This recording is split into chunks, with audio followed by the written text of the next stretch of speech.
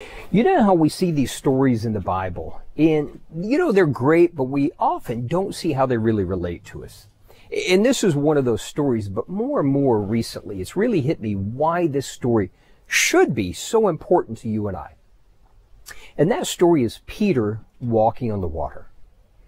Now, you're probably familiar with it, and the backstory is Jesus has sent the disciples ahead in the boat while he stayed and prayed. And so they're out in the middle of the lake. It's gotten dark. A storm has come up. They're afraid. Now, Jesus comes out to them walking on the water. And when that does, their fear is gone. Okay. But that's not the part of the story I really want to focus on today. What happens at that point? And this is really important for you and I. See, there's two people or two groups of people here. Now, Peter is as an individual and everyone else. And what does Peter do? Peter says, Lord, call me out to you on the water. Now, typically, this is the part of the story where we have historically said, what are you thinking? Don't do it, because we know what happens. But forget how the distractions brought him down.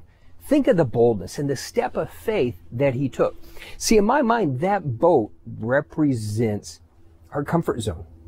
And everybody else, now that the storm is not so scary, is quite happy to just stay in their comfort zone. But Peter boldly says, call me to you. And he gets out of the boat. Again, you know the story. He gets out of the boat and he starts walking towards Jesus. He is participating in the miraculous. How cool is this? But the problem is the distractions creep in, the challenges.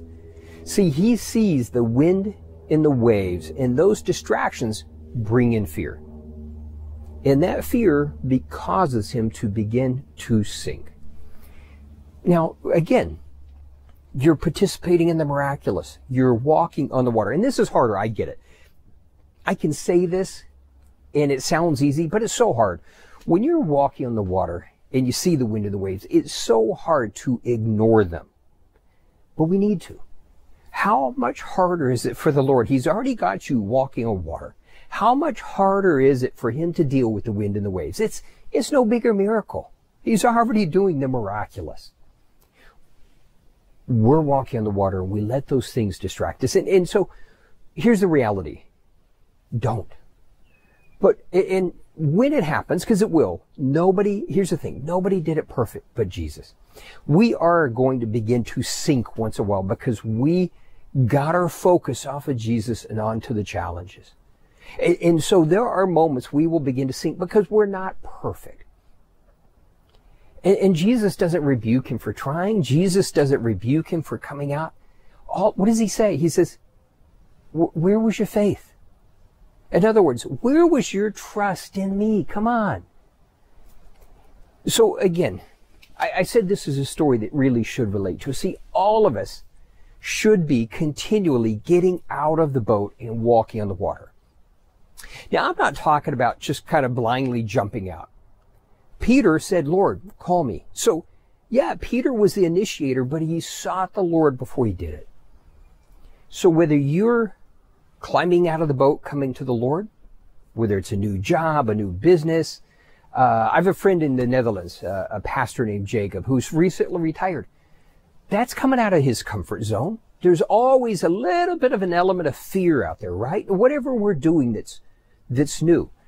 When you're getting out of the boat, whether you initiated it, whether you got pushed out, your business closed, whatever the case may be, when we get out of the boat, when we get out of our comfort zone, we are in a position where we absolutely have to trust and rely on the Lord.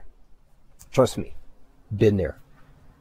And we need to learn as best we can not to let the wind and the waves distract us and cause us to begin to sink. And trust me, been there. But you know what? The Lord is gracious. And so again, my challenge to us is let's learn to get out of the boat on a regular basis. So whether it's in a business and a relationship, whatever it's in ministry. Don't let our comfort zone hold us back from walking on the water.